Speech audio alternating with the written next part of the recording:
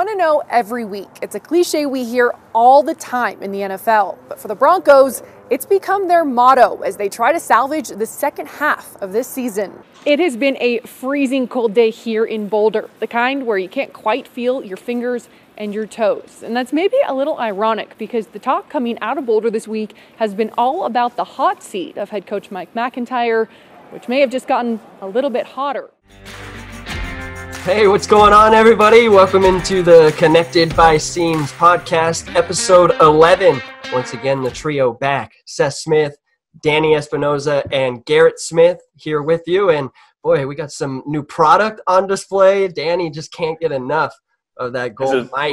My Biggie Smalls mic, baby. Yeah, you just can't help but want to rap when you hold that. Gotta hold it and just think that you're gonna go off of something, right? You already got the beats. That's what I'm talking about. Like, oh my god, here we go. Chains are out today. Like, I'm ready to roll. Yeah, it's podcast day, baby. That's what that is. Here we are back again, though. Episode 11. Excited for this one, for you guys to tune in. Good conversation. We sat down with sports reporter and anchor Lindsay Joy.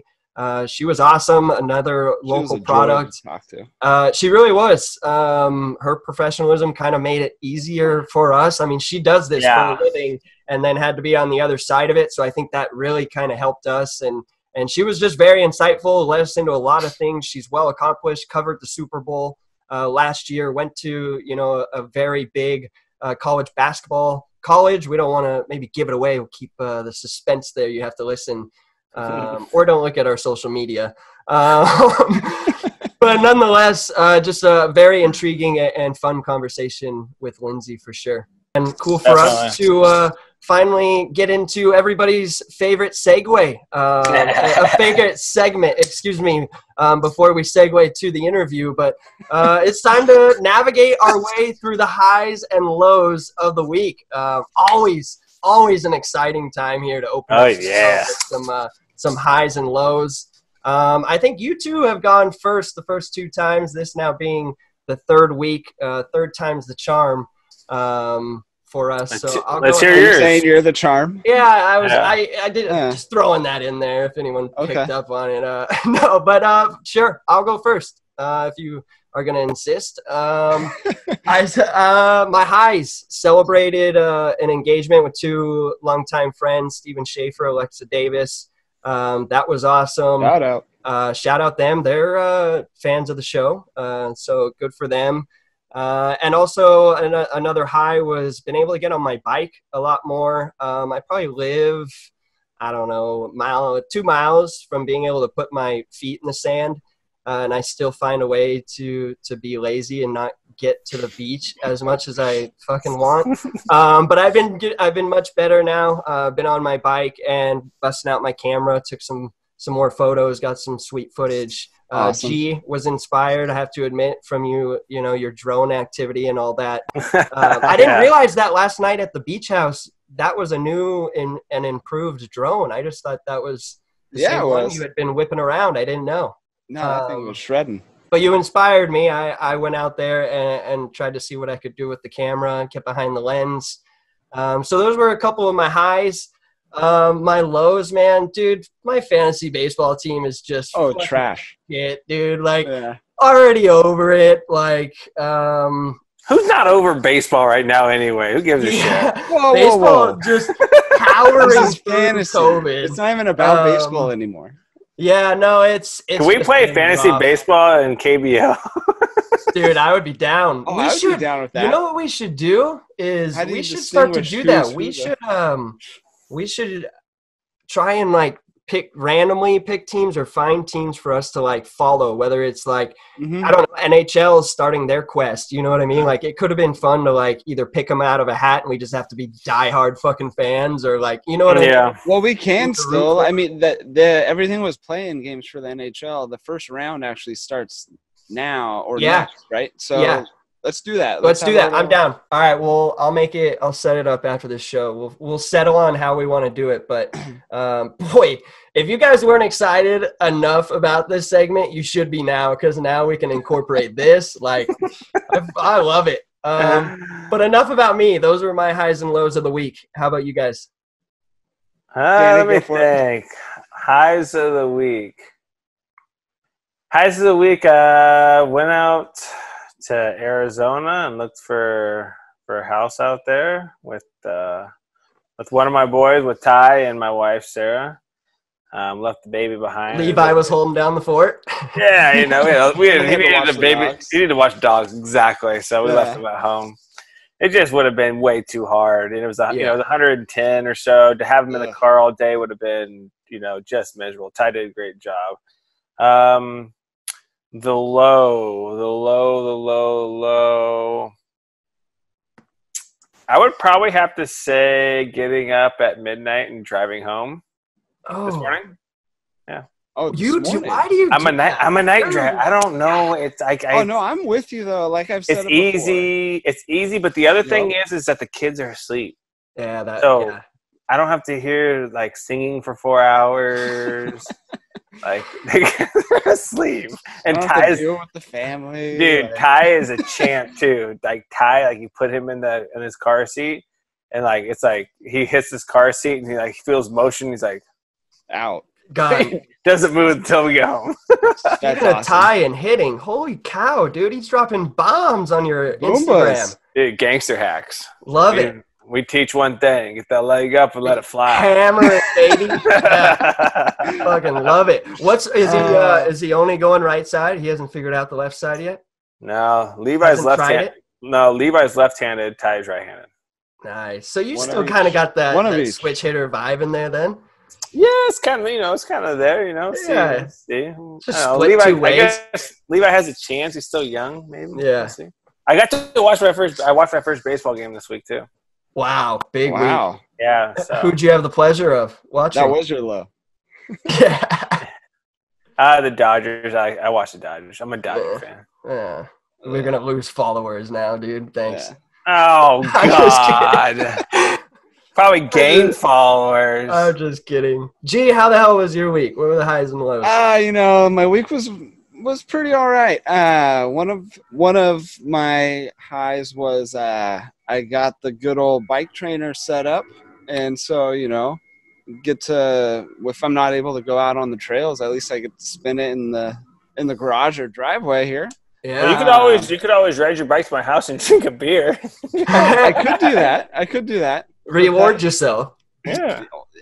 I could do that here if I don't have the time. The time part was the biggest part, like sometimes I don't have time to make it up to the hills and go for a ride, but I did do that last week. That is 2 times now, fellas, in like a month that I've been able to go riding. So I'm trying to get back into that a little more. One of these days I'm going to get out there with Danny. Yeah, you guys had a little battle there of who had a better view on your Instagram stories there. That was cool. I had the flag in mind, so I win. Did you like my song I put with it on Instagram? America! That shit was hilarious.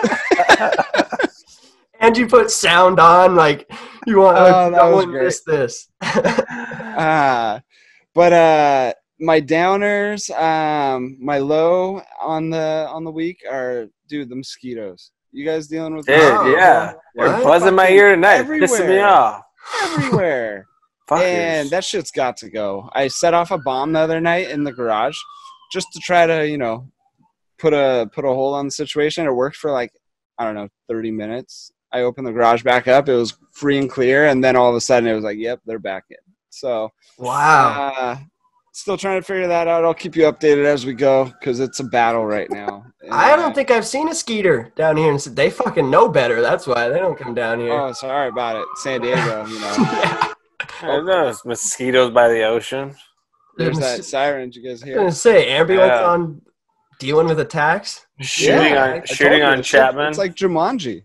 Yeah. It's 2020. I wouldn't doubt it, dude. Seriously. Yeah, look, murder hornets, now freaking mosquitoes, malaria's back, I heard, or something. Everything's back. Anything they can make up. Yeah. Shit. Well, are those your lows, G? Was that mosquitoes? Just pissing you off? Yeah, dude. When you get bit, I can get behind that. Yeah, you're right. You can't go outside. Rach won't even step foot in the backyard past 4:30. She's like, nope, I'm out. Done. Fully suited up if she does. That's funny. Oh yeah. Well, there you go. Another just solid, great segment. Navigating through the highs and lows. That's that. Let's talk a little bit about Lindsay. So not so much about ourselves. Lindsay is, again, big sports fan, worked in the industry for a while. Orange County girl, represent. So it was super cool just getting to talk to her. Again, taking advantage of a mutual connection and running with it, setting it up. It was a blast. So we'll send it now to the interview with sports reporter and anchor Lindsay Joy. Hey, what's going on, everybody? Welcome into today's episode of Connected by Seams podcast. Today we welcome sports reporter, anchor, well-known journalist Lindsay Joy to the show. Lindsay, how are we doing? Thanks for joining us. Good. Thanks for having me. Yeah, we were talking a little bit before the show, but quite scenic for anyone that's watching this episode. If you want to maybe just talk about where you are, that is beautiful back there. Yeah, so I'm I shouldn't say I'm in Portland, Oregon, because I'm outside of Portland. I'm like 20 minutes outside of it. That's a good thing. Quite the hotspot right now. Where I am, this is the most. I'm from Orange County. This is the most suburban place you could ever live. Like it is whatever you think of the suburbs. That's Tigard, Oregon, and that's where I am. I'm a good millennial. I moved back in with my parents during quarantine, like all the real millennials. So that's where I'm at right now, hanging out with my parents. Nice. Well, you mentioned that you were from Orange County, born and raised in Rancho Santa Margarita. Bit of a rivalry we got here. 3 modern-day guys, and then you're the Eagle there from Santa Margarita. Did you have interest in kind of sports right away growing up in that area? We seem to get so many people from that hotbed of being able to go to Angel Stadium, Ducks games, all that stuff. Was it big from an early age for you? Yeah, it's funny. I grew up going to like Ducks games, Angels games, but I was not, and even Laker games, but I was like a big like Sixers fan. I didn't play. I should have. I was literally a kid during the Lakers repeat, but I just chose to be fans of other teams for no good reason. But I mean, definitely like have great memories growing up of going to Lakers games, and I even as a kid I knew how cool that was to be able to like go up and watch Kobe and Shaq play. I mean, that was my childhood, so. Totally spoiled in that sense. Yeah, not a bad childhood at all. No. You can't beat it, really. Like I said, I knew at the time, but I don't think I appreciated it enough, for sure. Yeah. Did you have, you mentioned the Sixers, but what about like favorite athletes, anything like that growing up, or what gravitated you to towards the Sixers? I was a diehard Allen Iverson fan, so I just love watching. I know. I feel like, sorry, he's so polarizing, right? I like him. Oh, he's great. Oh, you do? Yeah. Okay, good. Yeah. I thought the noise was a bad noise. No. So yeah, I loved watching him play basketball, and that was one of the things that really got me into. Like, I was old enough to remember the Jazz Bulls, those 2 finals they played back to back. I remember watching those, but the thing that like really got me into watching sports, I think, was those early Sixer teams with him on it, and I just loved watching him play. So I was just always a diehard fan, which I admit again makes no sense because I should have been Lakers all the way. So yeah, but they were good. They were they were the ones always playing the Lakers, so it would make sense. And Iverson was the dude. He had his own shoe with Reebok, had the best agent in the world who deferred so much money of that Reebok contract to now, so he didn't blow all of his money. Big practice guy. In 10 years, big practice guy, yeah. I think in 10 years he just gets like, it was $50 million. I've heard they've taken some money out, so I think it's so somewhere in the 20 to 30 million. It was like he had like 50 million deferred off his Reebok contract because his agent was like, let's let him not come into all of this. Let's push this back like 15 years after retirement. Didn't he bankrupt himself? Yeah, a couple that's times. What we're saying. He got the best agent in the world. So, yeah, cash poor there for a while. That's why I think they borrowed out of the trust. I think a judge let him do that. So that's why it's been a little depleted. But either way, there's still like millions. Yeah. Thank you, agency. You Bobby Bonilla them? No, Bobby Bonilla is something else. So awesome. He gets like $1 million a year or something, right? I would love that. I mean, obviously. $6 million contract turned into 32 or something like that. Love it. Love it. Well, shoot, back to kind of your story here, Lindsay. We mentioned attended Santa Margarita high school wise, and then went to Gonzaga. Everything I was reading, kind of, you were a daughter of a Jayhawk alum, so college basketball was already huge for you. And then you go to America's team and go to Gonzaga. Was that kind of a set plan, or it just kind of worked out that way? So, no, I just happened to be obviously a big college basketball fan growing up. So you grow up on Jayhawk basketball. It was like always on in the house kind of thing. Rock chalk. Rock chalk. Yeah, it's funny. Kansas and Gonzaga are actually playing each other coming up in a couple years. 2022. So after Corona, after we're all done with that. So who would you root for? Gonzaga. And honestly, like the joke is I think I've got my mom on my side, and then my dad will be Kansas. House divided. I love it. Yeah. Oh, and it's funny because they've never played each other, so we've never gotten to be a house divided because it's two great schools, but it's, they haven't played. They've never. That makes it even better, though. There's nothing really tangible to base it on, so you could talk as much trash as you can. Exactly. And I do root for Kansas. Like especially if they could be playing later in the tournament, I root for Kansas, but I just root for them in general, but nothing near like how much I love Gonzaga because obviously going there and being around the program for so long. So I wasn't like, oh, I'm going to go to a great college basketball school, but I did also, and I listened to your other podcasts. Every broadcaster wants to go to Syracuse. It's just the law. I wanted to go to Syracuse. We all do. It's the most basic thing, but everyone does. I had no idea about that. Yeah. Yeah. Well, so the big ones are like ASU, Syracuse. USC has a good program, but it's a little different. And I didn't want to think California. Northwestern is. I knew Northwestern. More print journalism, but also like a great journalism school. So. Yeah, and I didn't want to go to ASU. I kind of wanted to get out of the California bubble, and I know Arizona's not in California, but it's still kind of the California bubble. So I got into Syracuse, but I didn't get into the broadcasting program right away, and you have to just take general ed for like 2 years. And I was like, I don't want to take science, history, English, and like not go anywhere near the broadcasting program. So I had applied to GU because I basically only applied to out-of-state schools. Because I knew they had kind of a smaller hands-on program, and I got in there, met the professor, rest is history. So that's kind of how I ended up going to Gonzaga. It was completely a broadcasting decision, but yes, they also happen to be really good at college basketball, which makes it kind of fun. That's so cool. Have you ever been to Syracuse? I haven't, and my parents wouldn't take Probably me. A good reason. So my parents wouldn't take me to visit, so they said, you can go there if you want, but we won't take you to visit ahead of time. You have to go. Like the first time you're going to campus is when you start. Yeah, it's. I played there when I was coming up. When I was coming up in the minor leagues, I played there. That was the Nationals AAA, and then last year I played there AAA for the first time.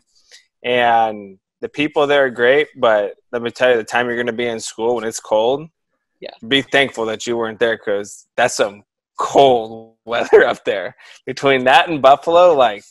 Man, be lucky you weren't up in that shit. I covered a game in Buffalo this year, and it was arguably the coldest I've ever been in my life. And the other people didn't even think it was that cold. I lived in that's normal, for a long time, but Buffalo was brutal. So probably best that I didn't live in Syracuse for 4 years. Yeah, Gonzaga's cold too. The Spokane is cold, but it's different. That biting wind just like gets you. Yeah. So. No, that's so cool because the episode I'm guessing you heard, we were talking to Steve Quiss, and same kind of thing. He, like what's going to be plan B? What sets you up to kind of find that success and not maybe doing what you think is the only way to do it, So did you do any kind of reporting stuff in high school, or you got to Gonzaga and kind of just got thrown into it, or how did that kind of transpire? I knew that I wanted to I only looked at schools with broadcast journalism as a major, which is actually crazy because now I think pretty much everyone has it, or most schools probably do, but this was like 15 years ago. I mean, this was a while ago. So like not everyone had it. People had journalism or media, mass communications, but specific broadcast journalism like for television wasn't as common. So I knew I was picking a school based on like who had the major and who had a good program of that major. And I knew I was like going to do it. But yeah, in high school we had like a video production class where we messed around on like Avid for a little bit. It wasn't really like reporting though. I think we had like MDTV.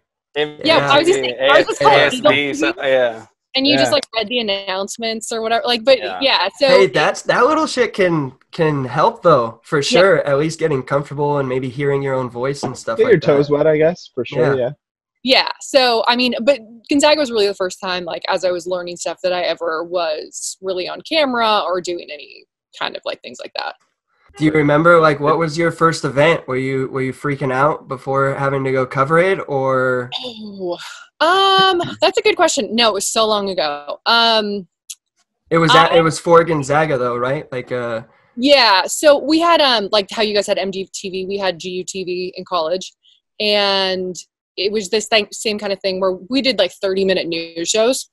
So I'm sure like the first time I like anchored one of those shows that I was probably just like so nervous. I was a freshman when so I started as a freshman right away doing broadcasting, and I took a broadcasting class every single semester, to the point where the registrar's office was like, hey, you can't graduate. When I was about to graduate, they're like, you're 3 credits short. And I was like, no, I'm not. And they had to reset. They had a max capacity of how many times you could take this one broadcasting class. And I was the only one who had ever taken it so many times because I started in it so young. No way. No. I was like, I took all my credits. Like, you have to give me credit for this. And they fixed it, and they were like, fine, you can graduate. But yeah, so Lindsay Law. I was Lindsay Law, right? Anyone who's, there's probably only like a few people since who have taken the class that many times, but it was like all I cared about. Like, we took philosophy and religion and all these things, and I was just like, I'm not going to use this, so I want to be in the broadcasting building and all that. So yeah, that's so cool. I mean, that's kind of awesome, how you have to be in this field. Is you can't really like linger around. Everything it's got to be a go. You know what I mean? And for you, how about post college? You move on, you graduate broadcast journalism. Did you have your eyes set on something in particular, or were you just kind of looking around to find a home? I was just one of those people who's really open to anything.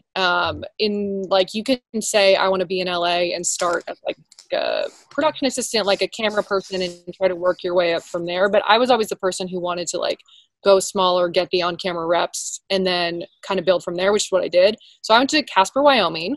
Good old Casper. Which, is truly the middle of nowhere. That was the first time I ever saw it, was when I drove in for my job. So that's not a job where they fly you out to like interview you. It's basically you do everything on the phone. And then I just drove in sight unseen to Wyoming. And yeah, I mean, it was awesome. It was 2 years, like you can do anything for 2 years. I still like talk to my Wyoming friends all the time because it was such a weird little life we had. There was 3 bars like in the whole town. That's awesome. It was fun. Like, it was wild, but it was fun. So do you think that kind of helps you like hone in on like why you're there, and it really almost allows you to sit down and buckle in and get your work done, Yeah, I mean, there definitely wasn't a ton to do. We made it fun, but like there wasn't a ton of distractions. Yeah. But yeah, it's crazy. So a lot of my Wyoming friends that I worked with are still in the business, because I think if you're willing to go, and this is 10 years later, like I think if you're willing to go to a place like that, like you're one of the people who like really knows you want to do this and like really wants it. And so I think that that's kind of why a lot of these people are still like working in this industry, because you have to be passionate about television to move to Casper, Wyoming as a 22-year-old. Like, I think what's cool is that you said, I was open to kind of go anywhere, which I think so many people, when they're in a job or they have a job opportunity, I only want to go to one spot, or I only want to go to this. But, I look at like baseball, like you don't have a choice. Where if they send you in the minor leagues, when you start, you go wherever the hell you go, right? So Harrisburg, you didn't have a choice to go to the big leagues. They sent you to Harrisburg. Yeah. I didn't have a choice. I went to, Vermont when I first signed. But these end up being parts of your life that if it weren't for you being open to going to Casper, you would have never experienced that. So I think there's something so great about being open about work with doing that you get experiences in life that if it weren't for that, open-mindedness, you would never be able to experience these. And look where it's got you in your career now, which, that's kudos to you. That's awesome to have that mindset to go do whatever to go out and have fun and enjoy it. Yeah. And like, who can say they've lived in Wyoming or Vermont? Like, right. We're Orange County kids. Like, everyone just kind of stays in that little Orange County. Yeah, not many reasons to leave. Yeah, I mean, true, right? It's beautiful. Yeah. We were crazy for leaving, but it's also like it's just cool to be able to be like, yeah, I lived in Wyoming for 2 years, and there's 500,000 people that live in that entire state. So like, not a lot of people can say, and like, there's probably 500,000 people that live within like a 1 hour radius of where we're at. So it was cool. It was cool to get out. No, that's awesome. And the hours of this freaking career are not easy either. So, I mean, just not only being open to moving and all that, but it's just a kind of a career choice that you got to know what you're signing up for, the hours, the moving around as you're finding out in your, I think you just said 10 years that you've been doing this. You've bounced around city to city, which is awesome. But maybe if you could just maybe walk us through what like a field day might look like for you if you're either, you know, out reporting a story or getting your preparation ready, like what's that kind of process look like for you? Everyone I think says this, but like every day is different because it really depends. Like if I go back to my last market, I was in Denver. So a big thing was Broncos, right? So like on a Wednesday, I'm trying to remember their schedule. Wednesday was like the big interview day where a bunch of people talked. You were in the locker room. There was like the most interviews. So that was a really busy day. So like meet out at the facility at, I don't know, 11 a.m. And then you interview like coach, Von Miller, whoever the quarterback was at the time. There were many quarterbacks, none particularly great. And then they talk and then you go to the locker room and you do those interviews. Nice guys, just never, like I said, there was like, we'll clarify that part. Rotating door. It was. I mean, and like, no, you don't have to cut that out. So like, it was, so they all talk on the podium and then you go in the locker room and you interview those guys. And then you take the 15 interviews you did. So like, say they're 5 to 10 minutes each. So that's a lot of like interviews and you're kind of editing in your head as you go, because then you have to take them and put them into 2 stories for that day. So for the 5 p.m. newscast, for the 9 p.m. newscast, and then they can replay them for like 10, 11, whatever, if they want. And so you're like, okay, so Joe Flacco talked about how he's really been struggling with X, Y, and Z. And so, and you're like, okay, did anyone else say anything about how Joe's been struggling? So you're like trying to put it all together in your head. And then you have to do a second story. So you're like, okay, defense was really good last week. We heard from Vaughn, we heard from this safety. And then, so you're like trying to put it all together. Then you physically sit down and we edit and do everything. So you edit it, you jump in front of the camera, you're like, blah, blah, blah, blah, blah. You do your little bit and then you send it off to the station and then that airs. You know, sometimes you're live, depending on the day, sometimes you're not. But that would be a typical practice day. And then game day is like a whole nother crazy, those are 12 hours at least. How many times when you went back to edit it and you were reviewing and you were like, shit, that didn't record right, or you had the perfect story or something like that where it was that oh crap moment? Had that happened? Yes. It stops happening after a while though. So like stuff can always fail. You're dealing with technology where like wireless microphones could just cut out sometimes. Like, have you ever done like a Zoom interview with these where you're like, oh, I forgot to record, or you know what I mean? Like, we're perfect. Yeah. I mean, it happens. It's technology, and like my equipment is spot on. Yeah. Yeah. All the time. So one time in Wyoming, I didn't bring a microphone to an interview I was supposed to do, and I was like, really, like the most basic thing, but you just forget sometimes. You say it louder, like holding your phone up, into the camera, it'll hear you. And then like another time in Wyoming, I pressed record twice. So it stopped recording and there was like the go ahead touchdown. This was at a high school football game. So it was at least high school, but I got back and I was editing the footage and I was like, oh no, like there was maybe they won't notice. I think I just had to tell like the guy because I wasn't anchoring that night. So whoever was anchoring, I was like, just tell them they scored a touchdown. Like we figured it out somehow, but luckily the bigger mistakes tend to happen in like the Wyomings of the world and you got a little better, but it happens for sure. I mean, it's human error and technology. So it's a bad combo. Is that something you had to figure out on the fly, or did anyone warn you how much editing? And because I've been around it as well, they're carrying their own shit. They're carrying the cameras, they're doing everything. And then you see them on TV later that day and you're like, what the hell? Like, you know what I mean? You're literally doing everything. Is that, I mean, throughout your years, I'm sure at Gonzaga and stuff, you started to kind of pick up and learn those things? Yeah, I mean, that was something I knew from freshman year, just because by the time I went to school, it was like, hey, there's this new thing called an MMJ, which is a multimedia journalist, which really just means you do everything for yourself. No one's ever going to help you. Like, straight up.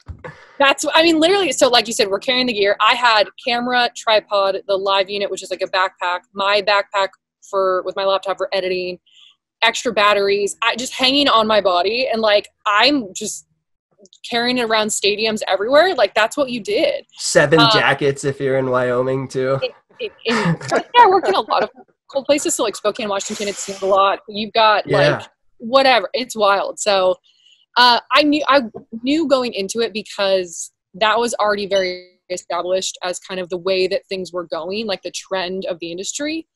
So I was trained for all that. I had camera classes, I had editing classes, I had writing classes, I had classes where you're on air. You had classes for everything. That's why broadcast was an important major for me versus just print journalism, because print is awesome and you learn so many great things, but you don't learn necessarily all the different editing systems and all the different like audio, technology. So yeah, I was trained in it, but it's still pretty crazy sometimes.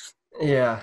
Yeah. Especially in 2020. I mean, everything has gone that direction. Everything has gone the media direction, and be the first one to put it up. So, which means you got to have your stuff ready and on you and be prepared. So, that's pretty cool. You did mention though, your last market being in Denver, working for Fox 31. You guys had the chance, you covered all 4 professional sport leagues, if I'm not mistaken, the Broncos, as well as the NBA, baseball and hockey. How cool was that, being in that market, being around such big names and talent, and at Fox 31, you guys, a well-established network as well? Yeah, it was awesome. A lot of people, the goal is to kind of cover professional sports. So college, like, again, I'm such a college basketball person. It's so much fun. We all do a lot of high school kind of coming up through it. So you're like, I just want to cover a pro team eventually. And so for me, I went from 0 to 60, because we covered the Seahawks when I was in Spokane, but it wasn't our main thing by any means. I did camps. I did Redskins camp and Seahawks camp. Those were the 2 NFL like training camps I had done. But to fully cover Broncos, Rockies, Nuggets, Avs was awesome, because we just, like I said, I went from having no real pro teams in my market to having 4. It's a little different because you don't get to know the guys as well necessarily, because it's just a different level of professionalism, where, the media, like the PR people are a lot more like guarding the guys to make sure no one says anything wrong. That was different. Perfect. It was fun. Danny's like, yeah, I know what that's like. But yeah, I mean, it's definitely that's the fun. best. I mean, it's a very interesting dynamic. And like, I always joked with the Nuggets PR people, because I'm like, you guys don't have to do anything. None of these guys want to say anything. Like Nikola Jokic is not the type of guy to be like, and I'm the best and blah, blah, blah. Like, they're never going to say anything wrong anyway. So everyone's like so professional and like on top of their game. Like, they're too smart now. They're never going to like say the wrong thing. So but it was fun. It was fun to cover all that stuff. What did you say? Have you ran into one that maybe has been a little disgruntled that he has to take the time and come to you? We heard a pretty good story from Steve about asking someone for 2 minutes, and the person literally gave him 2 minutes of their time. Have you had any kind of experience like that? I heard him say that. No. So me personally, I've had people, the Gonzaga athletic director, who I have a great relationship with, I have like all the respect in the world for, turn on the news one night and he heard me say something where he thought I misquoted him or I mischaracterized what he said. And so he called and was like, I'm pissed at you, basically. And I was like, what did I do? And he was like, I specifically didn't phrase it this way. I said that, like, I don't know. I summarized, and he was like, I chose my words carefully to make sure that I didn't say what you said. And so, we sat down, we talked, we had it out, we're good. We have a lot of respect for each other and have known each other for a while. So I've had people come at me like that and be like, hey, you did this wrong or whatever. But it was never a situation where it was like true animosity. It was like 2 people who respected each other, like talking it out. Nikola Jokic was talking about a Bulls player once, and he said he had a lot of length, and then he said no homo in the And he was on the road in Chicago, so we weren't there. We didn't travel with the team. We were not even there. But That's awesome. Someone reported it, and I don't even think it was in a Denver reporter. I don't even know who it was. But then he was mad at the media just as a concept because he was like, "You guys got me in trouble." I think the league fined him for it. Oh, shit. And that's never anything we would have blown up. We would have never put that on TV. Like the guy, he tried to make a dumb joke and it wasn't funny. Like we would never ever put that on TV. Of course. Just because like it's not even worth it. So anyway, he then for the next like 2 to 3 weeks, anytime we interviewed him, he just sat there and stared at us. Yeah. And we were like, cool. Like it wasn't us, but I understand like you're upset. And I do think it was totally overblown and it was a bad situation just all around, but we just kind of sat there. So we'd ask him questions and he would just stare at you. Yeah, but that's part of it. Cause I know, one season I got pissed at a reporter and I wouldn't let him ask a question for 3 months. Did you go month by month? Like, why 3 months? You were just like, fuck this guy. 3 months. He wrote Do you have a calendar and you just X each day? Like, nah, bro, like, he wrote a bad story on me and then he opened up an interview post game one time after I had a great game, which like the opening question of the interview, he like bashed me immediately, and I was like, next question. Well, he ended up getting mad at me, so that was like at the end of 1 year. So the following year, I just told our PR people, I was like, he's not allowed to ask a question until I say so. So love that. So I didn't let him ask a question for like 3 months, and then finally I was just like, all right, like. I think I've been an asshole long enough. I was gonna say, like, he gets it. 3 months was over. Like, at what point did you decide? Did you go up to him and say, like, okay, you can ask a question now?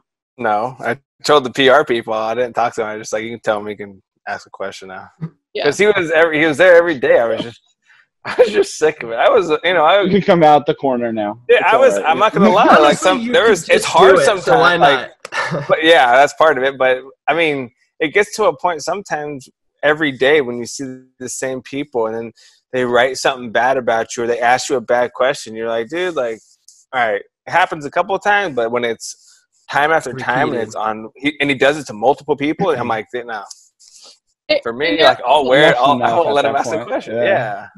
No, I get it. It's one of those things where like it's such a balancing act too, because it's like I'm not always on the side of the reporter. There are reporters who ask like incendiary questions or who don't phrase things well. Like I'm typically on the side of reporters, but because I understand where they're coming from. But there are times where you're just like, it's a bad question. Like, what were you thinking? Like, why would you phrase it that way? Or like, why are you kind of trying to go after something that obviously isn't there? Like there's for sure times that happen. Right. So like when I did that, like the other reporters that are always, because in baseball we have so many reporters, especially in Washington being a big market team, we have so many reporters in the clubhouse every single day, because we're around, New York and Philly, we have so many people covering us. And so when he asked that question, I ended up not letting him ask questions. The other reporters, they were totally on my side. They're like, the question he asked you was terrible. Like, and he's written bad stuff about you multiple times. They're like, we get why you did it. They're like, it's been 3 months, so like you might want to let him come back here. That's funny. You wouldn't even let him stand like in your scrum, or he had to sit on the outside. Okay. Oh, literally a straight timeout. Like that is, Jeez. yeah. Yeah, I mean, there was no reason for him to be up front. He wasn't going to ask a question. Oh, in my face. Stuff like that happens. 3 months is a long time, but stuff like that definitely happens. Yeah, I think after like a month, I think everyone just got used to him not asking a question. And I was like, whatever, he can ask questions. The scrum, is that the crowd that gathers around? You got to battle your way in. Are you throwing bows in there, Lindsay? Or like, how does it work?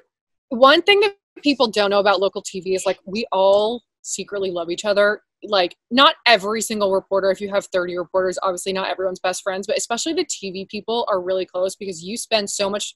I spent more time with like the other stations reporters than I did with my own stations because the news reporters are out doing news and I'm like at every Broncos game with these people. We're at Nuggets, practice. Like that's who you hang out with. And honestly, that's a lot of times who you hang out with outside because they also have weird hours and weird lives. Yep. So I get it. You could throw bows. Like when it's national stuff, like the Final Four, I would you're physically just like mauling people because you don't know most of the people that you're with, like most people who are around you. But when it's like a Broncos scrum, or like at a Rockies like post or whatever, you help each other out. So like we'll hold each other's mics sometimes so that like if you can't get in there close enough to like the person might accidentally have it on mute, but you'll hold it for no, them. but yeah, I know. People totally that was I don't know of any instance. Was there enough people there to even have a scrum for those two teams? Just saying. I mean, Rockies and Broncos. Yeah. Broncos is crazy. So Broncos is like I can't even tell you how many people just because it's the NFL. And apparently, I wasn't there when Peyton was there. Peyton is like around the team and he'll like walk around practice, but I wasn't there when he was the quarterback. Apparently, when Peyton was the quarterback, there was like an additional 10 to 15 reporters from national like ESPN, NFL Network every practice. Understandable. But even when like Joe Flacco was the quarterback, there was still 1 million people there. And then Rockies, like there was like 5 of us like huddled. I mean, depended on the day. But what years were you at the Rockies? So just this is the first season I haven't covered. So the 2 seasons prior, so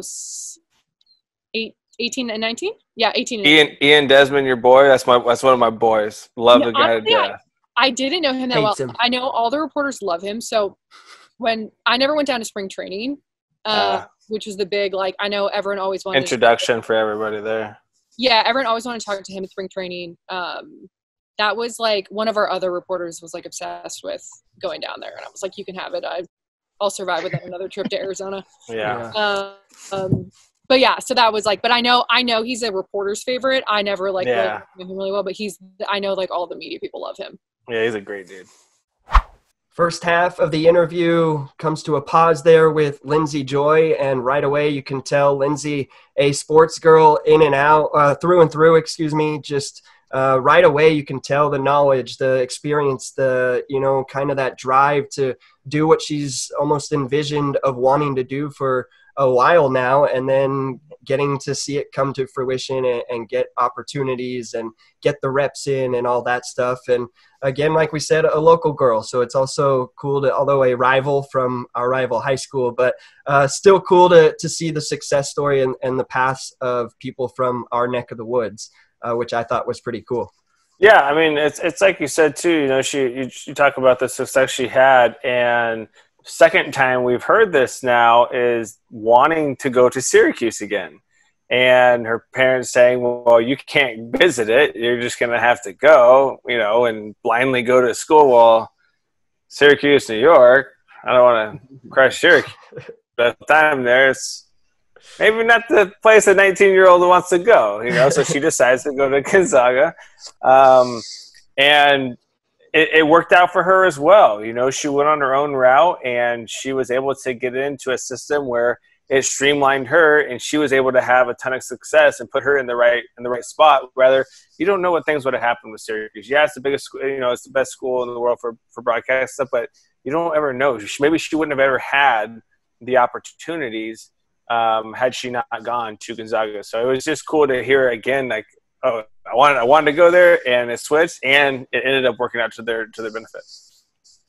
Yeah, and to piggyback off of what both of you were saying, it's the second time we've heard in the last few interviews somebody that knew what they wanted to do from the very get-go, and it wasn't that premier highlight athlete. It was the flip side. They wanted to be the conduit to the viewers and be that person that shares the story. And it's just, I mean, it's different to me because the mindset for me, and I'm sure both of you and Seth, even though you are on the broadcast side, I mean, we've always, the three of us wanted to be the athlete. For sure. We were athletes first. Yeah, exactly. Right. We wanted to be that primetime guy. And it's cool, man. It shows that, everybody has their own dream, and she's living it, and she's good at it. And it's refreshing that, I mean, male or female on broadcasts or, the news or anywhere, and you see some of them talk, and I forgot what the dude's name is on,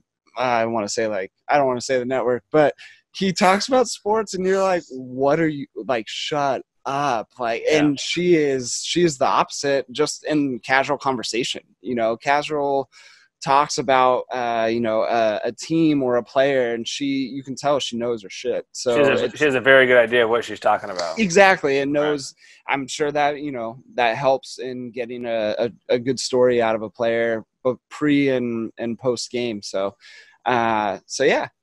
Yeah, she's shared a lot of stories in her 10 plus years of doing it, and excited that we could kind of help share hers too.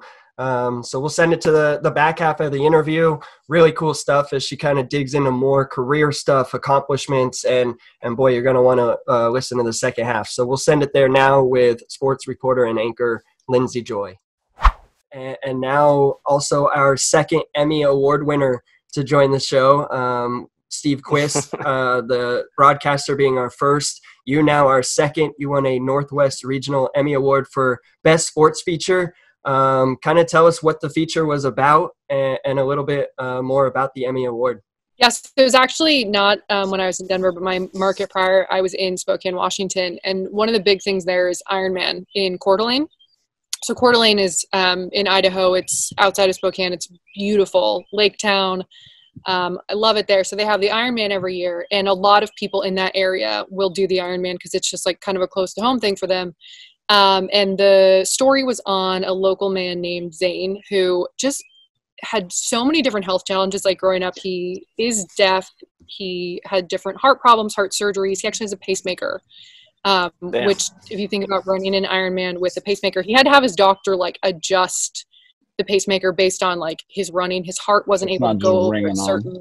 Yeah, it was crazy. So he had just been through so much, but still was like, I want to finish an Ironman. And he had done a bunch of halves. And so we actually did this story leading up to it. And he hadn't finished twice. This was his third attempt at a full. So there was some other stuff that had kind of happened before. And we did it the week leading up to it. He actually got through like mile 10 or 12 of the marathon, and his pacemaker wasn't like faulty, but it just wasn't letting him go any further. And so he had to pull out. But with all that aside, he is like the most inspirational person. He's basically been through so much. And instead of being like, okay, I tried once and I didn't make it, I'm not going to do it again, he kept going and going and trying and trying. And he is just an awesome person. And so we did the story. We sat down with him kind of leading up to it, talking about why he was still going and everything that motivated him. And like I was saying earlier, I worked with someone who was just like a really talented videographer and editor. So the story came together really well, and we won. And it was, I mean, when you're doing the story, you're not thinking like, I'm going to win an Emmy with this, but we submitted it and it won, which was awesome. That's awesome. Yeah, it is. It fired me up when I was watching it, just kind of trying to find, stuff on you. And I stumbled across that video, and it was very motivating for anyone looking for it. It is on YouTube, but it was awesome. So I didn't know that was your Emmy Award winner. I guess I just found and happened to click on the right video. But yeah, it was awesome.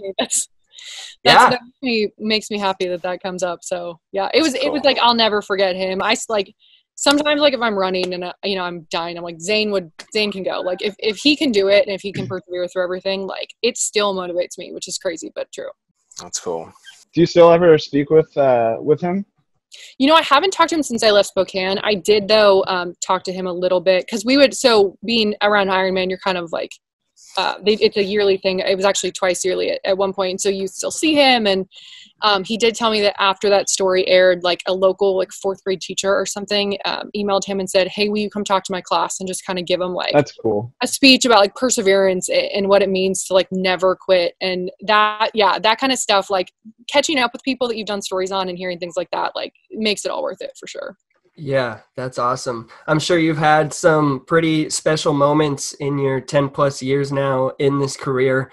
Maybe none as exciting. I can't speak for you that came in February. Just recently, you were selected as one of 8 reporters nationally to cover Super Bowl 54 last season in Florida. You got to do it for Next Star Media Group, which, by the way, is only America's largest local television and media company. No big deal there, but just kind of talk about that moment. First off, if you want to maybe just talk about before, initially covering the game, but how that process was started or how it came to fruition of you getting selected. Did you have to submit stuff? What was that like? What's crazy is I didn't. They came to me and they said, "Oh, so ooh. my Sorry about it." Well, it was crazy. So what we talked ego about boost. Hey, thanks, guys. No, we talked about how I did everything right. So I shot, edited, I ran my own live shots. Like I could do it all. And Nexstar had actually just purchased our station as part of the way that like T-Mobile and Sprint just merged. It was a type of merger like that. And so they were new owners to us in Denver. And they said, we want to send a team to the Super Bowl. We're going to pick essentially 8 reporters. And I think they have like 200 stations. And the idea was sports reporters are good because obviously they know sports, but like these people have to be able to do everything. So if you're just an on-air reporter, which those people still exist where they primarily work with photographers and editors and things, like those people weren't really eligible because they needed to know that the people could do everything. So my boss was like, hey, we're trying to put together a team for the Super Bowl. Like, do you want to go? And I was like, I was honestly taken aback at first because I was just like, it wasn't even something that I knew was in the works, that they were sending people. And I was like, yes, like that's not something you say no to. No. So yeah, I mean, obviously I said yes, and the rest is history. But it was a wild week for sure. It was a very long week, but it was also obviously really rewarding too. Yeah, I was just gonna say, how exhausting was that? So and did you prepare yourself? No, there was no way to emotionally prepare. And we had conference calls. It was a big project. So we had conference calls leading up to it every 2 weeks for like probably 2 or 3 months. So we tried to prepare and kind of talk things through as much as we could, but there was no way. We kind of went in knowing like, this is going to be crazy, but I don't know what kind of crazy. One thing I didn't we realized when we got there, Miami traffic, like holy crap. It's real. So bad. I'm from the LA area. Like I've lived in LA and this was somehow worse than that. We spent so much time just sitting on the interstate trying to get around. In Miami as a Super Bowl host site, everything was spread out. So we were staying like 25 minutes from the stadium, but then an hour away from the convention center where Radio Row and like everything else is. And that's an hour like pretty much without traffic. So we sat just trying to get down to interviews and stuff, like, and then you park and you walk a mile to like wherever. It was wild. So what you would think they have it figured out? Like what the hell? They've hosted it more times than anyone else. Yeah. And I don't know. I mean, it's obviously a really cool city to like vacation in. Wouldn't recommend covering a Super Bowl specifically there, but like I heard like Atlanta I think it was the year prior was Atlanta, and I heard it was just all in one place. Like if you do it in Indianapolis, you can walk to everything. It's all within walking distance. But yeah, no, Miami's like, yeah, we're gonna send you down by South Beach, and you're just like in the car forever. So they just want you to experience the area more than the actual event. Yeah. Like, I really feel like I just know Miami like the back of my hand. Spent a lot of time take the scenic route, scoping out those sites. So yeah, that part of it was just like emotionally taxing. But yeah, we were working 16 hours a day. Wow. Almost every day. I had 1 8-hour day in the middle, but almost every day was a 16-hour day down there. And you're out there for a full week? Yeah, we flew in Sunday. We flew in Sunday. I was supposed to fly back the Monday after, so we covered the game. And I was supposed to fly back the next day, but there was weather coming into Denver. And I was also just like so exhausted after my last live shot was like 2 a.m. Miami time after the Super Bowl. I left the field. We went to Waffle House and got breakfast. And then I drove myself, got a lift to the airport. I was like, I'm getting out of here. It was great. I've had fun. I'm leaving. I'm finding the next flight to Denver. It's Miami to Denver, so it's like easy to get a direct flight. I was like, I'm getting on the next flight out. I can't be here anymore. Now, do all of our listeners know what Waffle House is? Oh, they don't. They should. Not everyone knows what Waffle House is. I went to Waffle House when I was like 13, like in Alabama or something like that. And I was just like sitting at the counter like, where the hell are we eating? Like, and then I got to the minor leagues, and that was all we could eat. I think our dinner was like breakfast. It was like 2 and 3 in the morning. Whatever time meal that was like $10, and I got like coffee and waffles and a million. Like I don't know. It was a very great waffles. Amazing waffles. I got something else too that was weird. I don't remember, but anyway, Waffle House is delicious. It's cheap. It's if you're up at 3 a.m. and you need waffles, like highly recommend. So if you're up at 3 a.m., you have to have waffles. Yeah, I think that's a rule. Yeah. So Yeah. If you don't know what Waffle House is, do they not have them at all in California? I don't think there was one. I don't think in LA. For some reason, something's ringing a bell, but okay. yeah, I hadn't. Maybe you're thinking of chicken and waffles. There's Roscoe's, but no, I know that, but I thought there was one. I'm probably wrong. Maybe it's a knockoff. Well, speaking of chicken, like Marshawn Lynch likes to call his bag there, how about back to the game? You got to see now $500 million man Patrick Mahomes lead the Chiefs back 21-point fourth quarter. Where were you for the game? Were you on the field? Like, take us through what covering the game was like. This is a crazy thing. I've gotten to see so many cool games from the field. This was the opposite. Like the people who are in charge of the project basically said, when you apply for your credentials, try to just do the media tent, which is next to the stadium. You're not even in the stadium. And because I cover an NFL team, I could have gotten a press credential for the actual press box, but I was like, okay, well, they asked us to do that. So I'm not like a big rule follower, but I followed that rule. Wish I hadn't.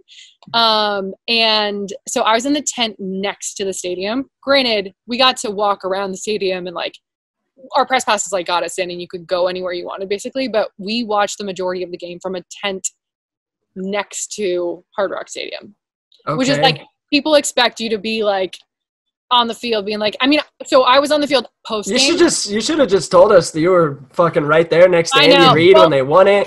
You just got to really look at the video. In the middle of the freaking. So one thing I do, and I have all the videos, I don't know if they're still on my phone, but like, so Patrick Mahomes, so they let you out onto the field for the final, like basically the, I don't know, the last like play, whatever. And then they let you on the field, like right when it's over. Yeah.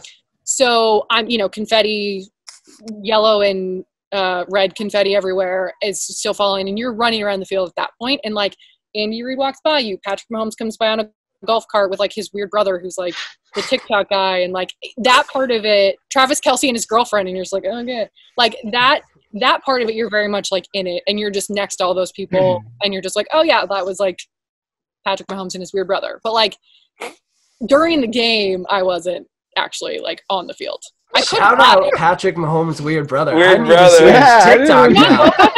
No, yeah, I remember seeing it when they won it. I remember seeing the whole thing. I just remember his chick becoming all famous from it. They're like friends, obviously, just from being whatever, and they I think he's more of a TikTok star than she's. I think he's got like millions of TikTok followers, the brother.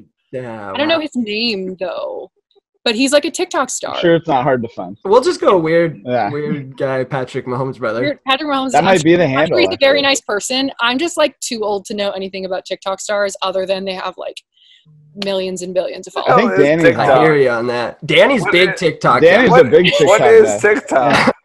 Danny's still trying to figure out how to post on Instagram. So I'm still trying to figure my computer TikTok out. He's getting there.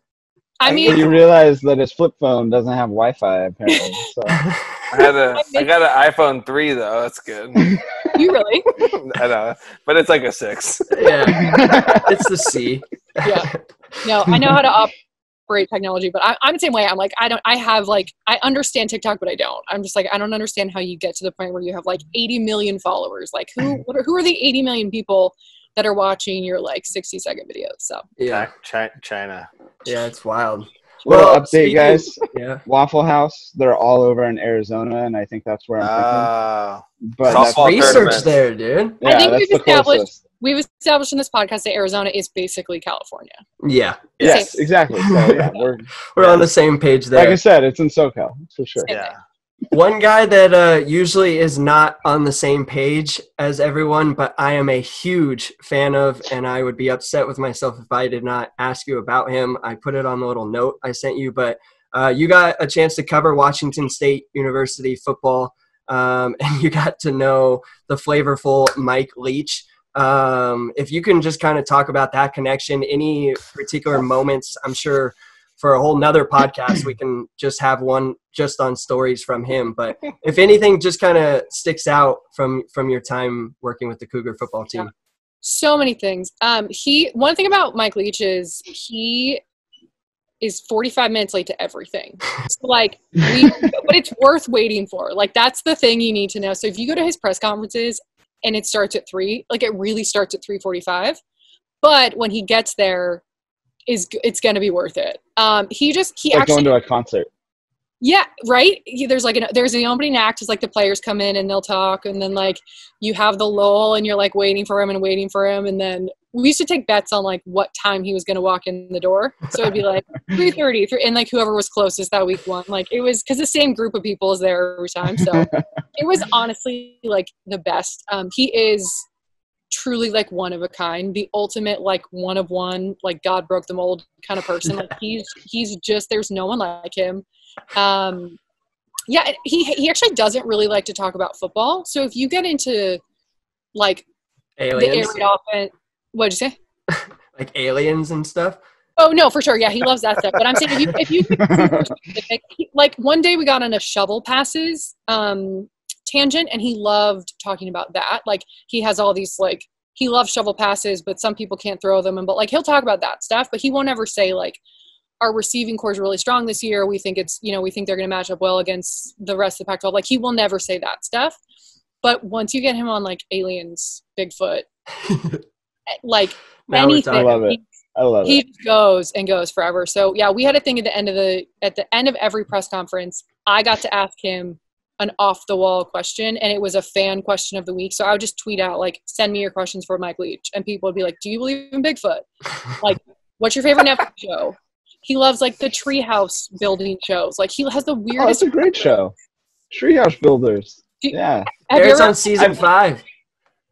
I've never consistently watched it, but I've watched a couple of those. Yeah. The treehouse show. Like, he loves certain like certain Netflix shows. Like, he just is one of those people that has every like Nick Saban, right? He only ever thinks about football. Yeah. He just doesn't have a thought that doesn't involve football. Like, Mike Leach is the opposite, where like he would rather think about, like, he thinks it's boring to just think about football all the time. So that's what makes him the crazy. That's what makes him him. It's so fun. Yeah, I had to ask about that, which is pretty awesome. A new kind of segment we started is we've been trying to do, talking about our highs and lows, like our, highs and low moments. How about for you, kind of in a different sense, we'll switch it a little bit, but best / like worst games that you've attended, one that maybe went for 7 hours and you just needed an interview after the game, or did you get run over by a receiver? Yeah, something like that. Is there anything like that that's kind of happened?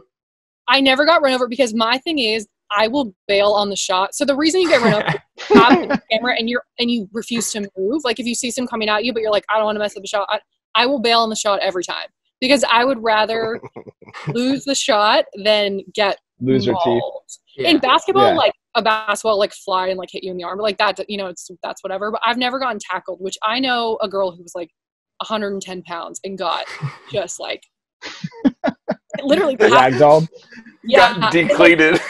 That never happened to me, thank the Lord. But like I said, it's probably because I was bad and I was like, nope, I'm gonna run away. No, so one game I was working in Charlottesville, Virginia, and it was an ACC game against Pitt. So Virginia ACC, Pitt football, not great to begin with. We drove to that game instead of flying. So it was a 5.5 hour drive. So 11-hour round trip. Virginia scored a field goal the entire game. Oh God. And like, my boss and I looked at each other at the end of the game. We're like, 11 hours for a field goal. It was like a fucking sick field goal, though, right? They lost 64-yard. They lost 14-3, and knowing them, they were down 14-0 and still went for a field goal instead of like going for it. It could have been weird. It could have been worse, and he missed the field goal. I mean, they got that. I think there probably actually was a missed field goal in that game. So it was so bad, and it was just like so. Virginia with Bronco Mendenhall now is actually good and getting better. These were dark days for them, and it was like, what are we doing here? Like, it's the team you cover, and it's the biggest thing, so you're going to be there. But you're just like, what highlights are we supposed to show tonight? Like, what are we supposed to put on the news? Because did you play it up though in that highlight? I would have played it up like the freaking best day ever. Yeah. I mean, it was a funny day, because like, you just think of, and actually Pittsburgh is sneaky nice. Like, I don't know if you guys like played there or whatever, but the river and all that stuff, you don't like it. Danny's looking at me like I'm crazy. I think the downtown is actually like kind of a pretty with area. the football field and the baseball field are like back to back like that's pretty cool. Depends on the time of the day, I think. Is that where Pitt plays? Should I know that? Do they play at Heinz Field? They do. Yeah. They do. I don't know if you should have known. Though. I don't think I knew that till I covered the ACC. But they play at Heinz Field. It's for me, I love the baseball stadium. The backdrop from home plate, you have the river and you see all downtown. Yeah. As far as like going to like eat or probably what's the sandwich place there? Not my favorite. Probably not my favorite big league city. Okay, that's fair. That's what I'm saying. We didn't even stay. We drove up that day, covered the game, and drove back 11 hours on the road in one day. Because it was great fans. Love the blue collar fans there. Boy, they're loud. Different kind of loud. I love it. It's so fun. I love when they're loud out there. I really enjoy playing there, not exactly staying there. That's fair. And that's, like I said, we didn't even stay. That's like my worst game. Like that's probably one of the worst games I've ever been to. But honestly, the experience was kind of cool because like it was a cool city. Yeah. But no, any boom goes the dynamite moments on camera or anything like that. You sent this to me, so I was thinking about this. Yeah. I lost it once. So when you're in studio, if you're on camera like this, there's other people on the desk. You know, like your co-anchor, the sports guy, if his segment's coming up soon, and the weather person's over there. So like. When we were in Wyoming, we kept a blooper reel of everything that happened because, like, it's the directors and stuff are just, like, not experienced. They don't really care as much. So they'll, like, hit a button and you'll pop up on camera when you're not supposed to be there. And you're just, like – and because, like, you can see yourself all of a sudden. You're, like, trying to act natural and, like, you don't know what to do. So there were plenty of those. But this was – so it was, like, 2011. And the initial, like, when Anthony Weiner got in trouble for, like – everything he was doing in the early 2000s. I had to read it because I was a news anchor at the time. So I was reading the story. The sports guy next to me who's off camera is losing it. And I'm like an empathetic 12-year-old Lindsay came out. Laugher. Like I can't, if you're giggling around me, it takes everything in me. I'm like saying the Pledge of Allegiance in my head while I'm like reading the story, trying to like focus.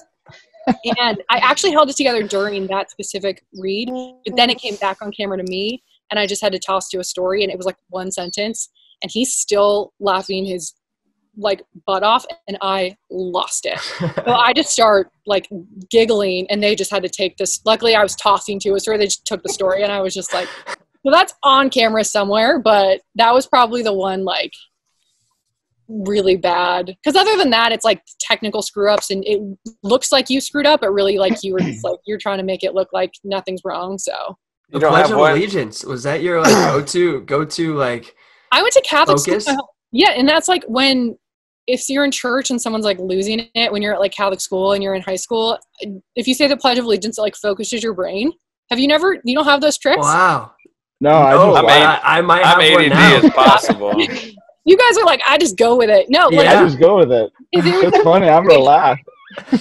Yeah, I for sure had those things, like those moments where you're like doing something where you're supposed to be focusing and like losing it. Yeah, Pledge of Allegiance. I either had my ADD medicine or I was in left field, so wasn't gonna help me. Oh, that is awesome. Worked, but it's in news. I mean, it didn't help me that time for sure. You didn't have any one of those.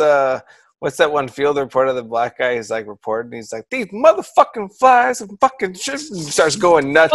You ever see that one? Yeah. There's a new version of that where the guy's in Montana and he's in Yellowstone, and it was bison, and That's right.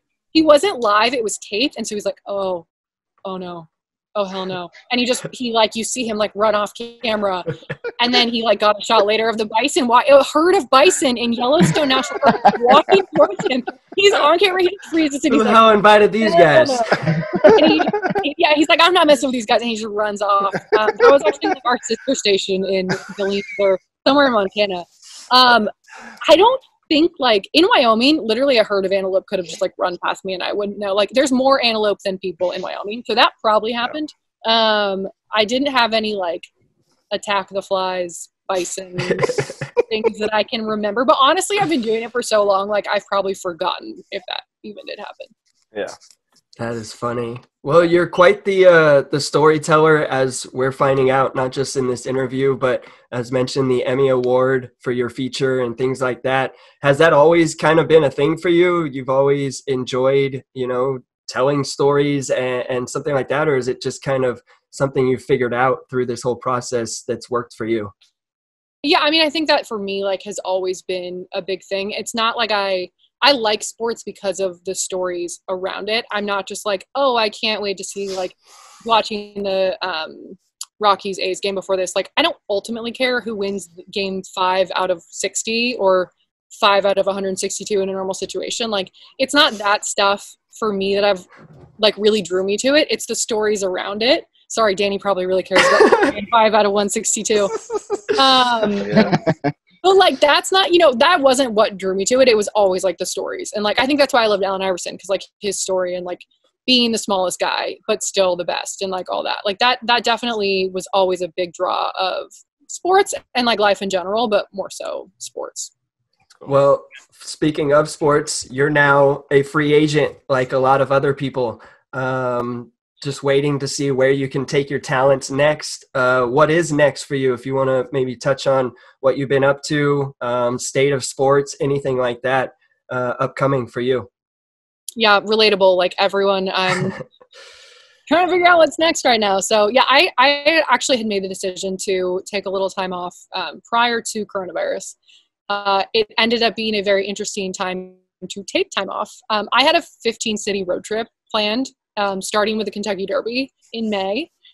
Oh my gosh. Like for pleasure? Like this was just for fun? Yeah, for fun. Yeah, so I have never had something flying. I never fly moment.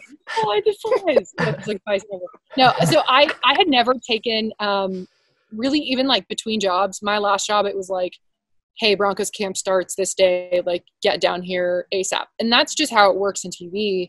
You want the job and they're like, we need you to start this day. So I had 6 days to drive from Washington to Colorado and like get my whole life situated to even like get started. So I was just like, look, I need a break. I need a summer to take some time off. And so, yeah, I had this really awesome road trip planned. I was going to see friends, like my grandma in Kansas, who I haven't seen in forever, like just visit people that I haven't really gotten to see because my schedule's been so limited.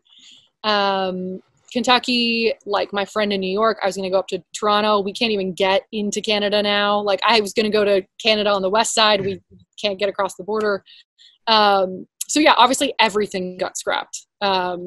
Slowly but surely, that was not going to happen. I thought about still road tripping without like going to Louisville, but not the Derby. But then it got to the point where I was like, coronavirus is really bad. So yeah, I scrapped the trip and I came back to Oregon where my parents live, and I'm just hanging out. And honestly, like not having time off ever, I'm just trying to like tell myself to enjoy. Take advantage of it. Yeah, and I honestly like.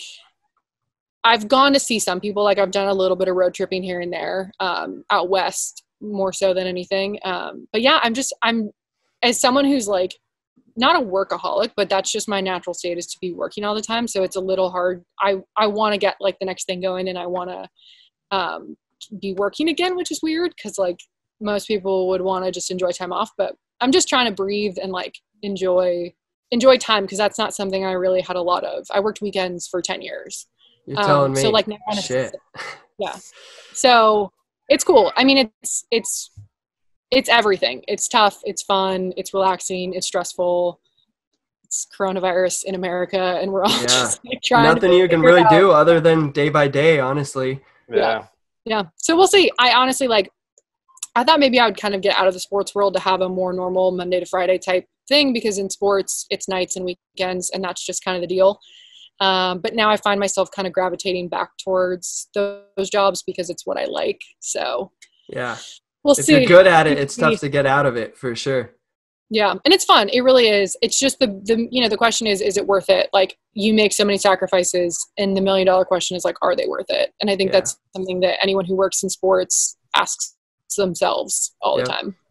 So. If you enjoy it, it's worth it. I mean, I can tell you from an athlete side of it, it only lasts for so long. You know, they're always going to try to replace you as an athlete or even as someone that covers. You know, they're going to try to find someone else. And so I always, you know, talking to everyone that I've talked to, do it for as long as you can. Enjoy the hell out of it, because there's a timetable. It doesn't last forever in the sports world. Kind of no matter what you're in, the sports world doesn't last forever. Yeah, my man's just preaching. That's free stuff, everyone. Free. That's free. That's free. Shit, just need to start charging for this, man. God damn. Anyone else have anything before we wrap up here with Lindsay? Thanks for joining. I loved hearing your story. It's been a pleasure. Thanks for having me. I'm not used to being on this side. I'm used to being the one asking the questions, so it's really weird for me. But well, you're pretty dang good at it. How'd we do? Yeah, how'd we do? Awesome. Yeah. And free advice at the end, and calling me out on the Washington football team. Talking about. You got to keep you Don't honest. put me in timeout like Danny did to 3 months. The other dude. Yeah. That is like, I mean, honestly, as someone who's like been on both sides, 3 months is a really long time. So just again, like, I commend your stubbornness and like your commitment to that bit, because that's a lot. Knowing awesome. Danny, I don't expect anything less. I could see that's it. Awesome. So yeah. Well, sweet. There you have it. Sports reporter and anchor Lindsay Joy. Lindsay, thank you again for being patient with us while we were setting up this whole thing. I know I had to shoot you a couple texts of, let's do it here. Actually, can you do it here? So thanks for sticking with us, and good luck in the free agency pool. We'll be rooting for you, and hopefully we'll hear your stories and see you on TV somewhere soon. Awesome. Thank you guys so much. This is fun. Thank you. Thanks for being on. It was awesome. Good stuff there with sports anchor and reporter Lindsay Joy. You guys brought up a couple seconds now of Lindsay here on the show. She's also our second Emmy Award winner, joining Steve Quiss, top on the show now. Won a Northwest Regional Emmy for her best sports feature with the Iron Man. They give Emmys for podcasts? I don't know. They have to. We'll find out. Podcast awards, right? Yeah, we'll find out. We'll I think that should be a 12-year goal of ours, is to win an Emmy. I'm just kidding. But no, awesome stuff. Again, second Emmy Award winner to have on our show, which is pretty cool. Also, Lindsay, very well accomplished in the industry, well known, was selected as one of 8 reporters nationally to cover last year's Super Bowl. And that just isn't handed to you. You know, you have to put in the work. And G, I know you really appreciated that about her. If you want to just kind of dive into talking about a couple of notes you made on the conversation. Yeah, I mean, we were talking about it a little before, but how to get that award of being able to go, I mean, it didn't really sound like it was much of an award. I don't envy her taking that trip whatsoever. It sounded chaotic and almost borderline miserable to be at that event in her capacity. But I mean, it's her job, and it's a goal, I'm sure, of many people in that position to go to that event and cover arguably the largest world sport. Wait, what? Largest sport in the world. Yeah, something like that. and she did it, and she can say she got that accomplishment. That's freaking sweet for sure. I do have to clarify, it was one of 8 reporters to cover it for a particular network. Correct. Next Star, but that's also that's like America's largest freaking local television group. You know what I mean? So right. So it's a huge honor. It's a huge honor for sure, but it just goes to show her dedication, and I believe she mentioned it. It's like a shark. She's just working and always moving. You know, once you stop, and you're dead. Yeah. Yeah. I mean, what I appreciate about it was her professionalism. You know, talking about locker room stuff, and you know the way that she handles people. I learned what a reporter scrum was. Yeah, that was cool. Yeah, like, because when they're doing this, and they're asking you a question, and there's like 4 of them like that, and you're like, "Can you back the fuck up?" They don't get that, you know. They're trying to get their piece, and I get it. Like, it's your piece, it's your job, but I want to take a breath, like, come back up a little bit, and that's when I got into the part of like I put someone on timeout for a little bit. It was just like, you can't be bashing people all the time, whether it's me or my teammates or whatever. Like, you know, you got to have a professional side to you, and you also have to understand that, like, all of us have families now, whether we're married, have kids, or we have moms, dads, brothers, you know, sisters. Like, you know, just have an idea of like what you're writing or saying or putting out there. Like, we're human beings. We're not. Yeah, I mean, we're not robots. I mean, I guess they call Pujols a machine, but that's just, you know, that's not who repairs over the last couple of years. But yeah, I mean, that's not who we are. We're not robots. We're human beings. We have feelings and emotions after games, just like any other person would after, you know, a work day. We're just in a larger capacity, and everyone gets to hear about it. So. I really appreciated her professionalism. I enjoyed talking to her. It was a lot of fun. She made the interview so easy. I mean, just so easy. She's so well spoken, and just to be able to talk to her was just was flowing. Like, it's just flowing so easy with her. She was really cool, good girl to talk to. Yeah, I agree. I think that helped get, you know, kind of that personal side out of her too.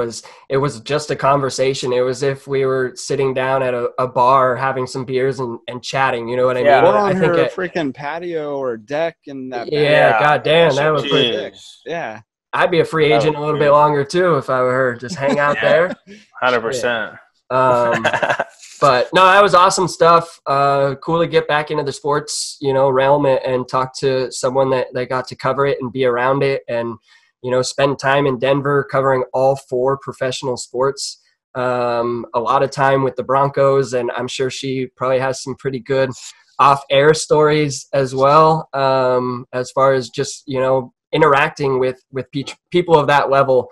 I'm sure you see some interesting things. So really cool for her to join. Really happy that we got the chance to share her story for such a good storyteller like herself.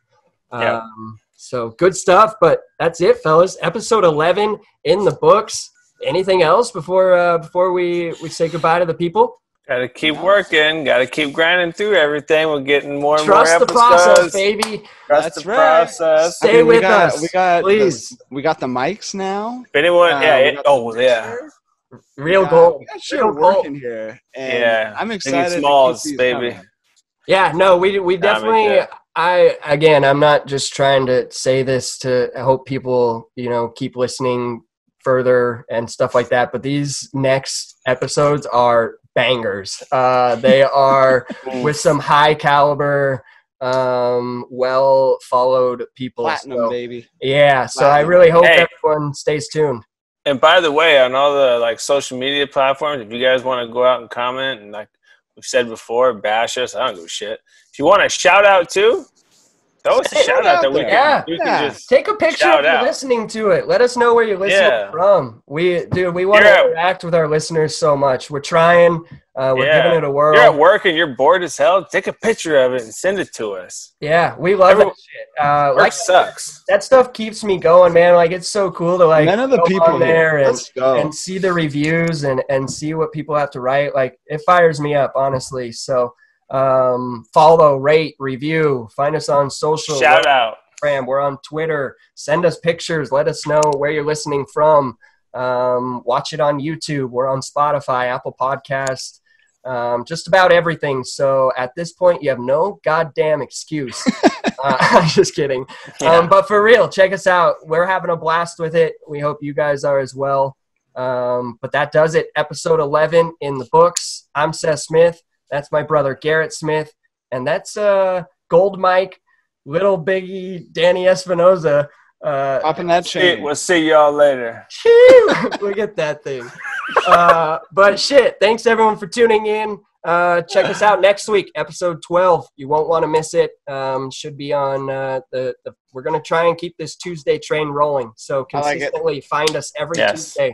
New episode dropping until told otherwise. But that does it for your favorite trio. We out, episode 11. Have a great day, everyone. Catch you on the flip side. Peace. See you guys. Peace.